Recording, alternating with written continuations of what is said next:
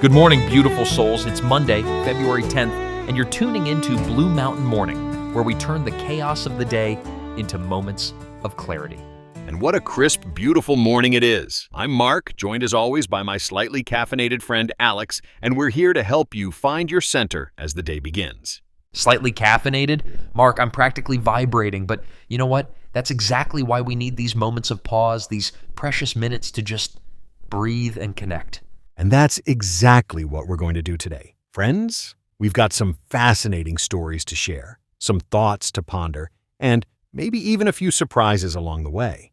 Let's dive into today's headlines, starting with an absolutely electric Super Bowl last night. The Philadelphia Eagles just dominated the Kansas City Chiefs in what turned out to be quite the statement game. Oh my God, Mark, I couldn't believe what I was watching. The Eagles' defense was it was like watching a pack of hungry wolves, and Jalen Hurts, MVP performance. Speaking of performances, though, we've got some pretty significant political developments to cover. Vice President Vance made some, let's say, interesting comments about the judiciary's role when it comes to Trump and his, quote, legitimate power. Wait, did he really question whether judges should even be allowed to challenge Trump? That's wild, right? It's definitely raising some constitutional eyebrows.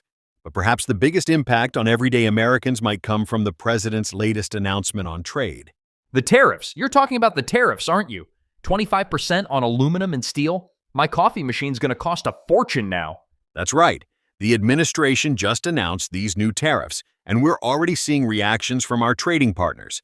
China, in particular, has announced reciprocal measures, while Canada and Mexico are scrambling to negotiate exemptions. So basically, everything's either on fire or about to get really expensive? Well, let's not get ahead of ourselves, but it's definitely going to be interesting to watch how these developments play out in the coming weeks.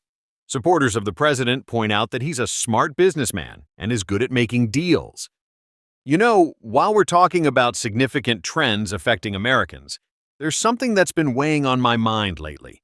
This growing epidemic of loneliness across the country. Wait, what? How can people be lonely? We're literally more connected than ever. I mean, I've got 5 different messaging apps on my phone right now. That's actually part of the problem. Recent surveys are showing that despite all this digital connectivity, Americans are feeling more isolated than ever before. And it's not just affecting one age group. We're seeing this across the board. Even with all the social media and stuff, that's kind of terrifying, actually. The numbers are pretty startling. Nearly half of Americans report feeling regularly lonely, and that's up significantly from just a decade ago. Think about it. We're replacing real, meaningful interactions with quick likes and emoji reactions. Oh God, I'm guilty of that. I literally just sent my mom a heart emoji instead of calling her yesterday. Exactly. And here's where it gets really concerning. This isn't just about feeling sad or disconnected. Medical researchers are finding that chronic loneliness can be as damaging to our health as smoking 15 cigarettes a day. What? Are you serious? That's insane. Why aren't we talking about this more? Well, we're starting to. Some workplaces are actually implementing new initiatives to combat this. They're creating more collaborative spaces, organizing community events, even bringing back in-person meetings instead of defaulting to video calls. Oh no, not more meetings. But here's the fascinating part. Communities that are actively addressing this issue are seeing real results. Places that have implemented things like community gardens, regular neighborhood events, or even just designated social spaces are reporting significant improvements in people's sense of connection. You're telling me the solution to our loneliness crisis might be gardening? Well, it's more about creating opportunities for genuine human connection. Think about it. When was the last time you had a real deep conversation with someone that wasn't through a screen? Wow, I actually have to think about that. That's not good, is it? And that's exactly what researchers are worried about. We're losing the art of face-to-face interaction, of reading body language, of sharing physical space with others. The good news is, there are solutions, but they require us to make some intentional changes in how we connect with others. You know what? After talking about all this, I think it's time we shared some really practical steps our listeners can take today to fight this loneliness epidemic. Oh yeah, like actually calling my mom instead of sending emojis? That's actually a perfect start. But let's get even more specific. How about this? Challenge yourself to have one genuine face-to-face conversation each day with someone new in your community. Wait, you mean like talking to strangers? That's terrifying. It doesn't have to be. Start small. Maybe chat with your local barista or that neighbor you always wave to but never really talk with. And here's something really powerful. Join or start a local group based on your interests. Like a book club or, oh, like those people I see doing yoga in the park. Exactly. And here's the key thing. When you do connect with people, put the phone away. Like, actually away, in your pocket, face down on the table. Give people your full attention.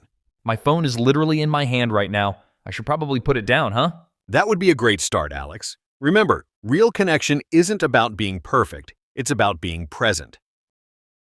You know, Alex, when I walk in the mountains early in the morning, I often notice how the trees are all connected underground through this amazing network of roots and fungi. Nature's social network, huh? Exactly. And just like those trees, we humans need those deep, interconnected roots to truly thrive. Each small connection we make, Creates this beautiful web of support. like morning dew on a spider's web, Alex.